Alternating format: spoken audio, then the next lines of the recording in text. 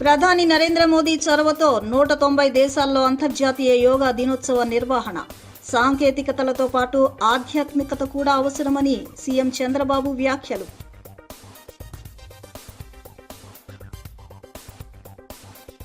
దేశవ్యాప్తంగా కట్టుదిట్టమైన భద్రతా ఏర్పాట్ల మధ్య ప్రశాంతంగా ముగిసిన నీట్ యూజీ 2026 పునఃపరీక్ష. 22 లక్షల మందికి పైగా విద్యార్థులు హాజరు.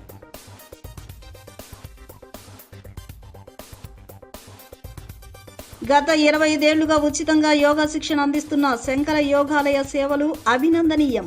యోగాను జీవన శైలిలో భాగం చేసుకోవాలని ఎమ్మెల్యే గద్దె రామ్మోహన్ పిలుపు.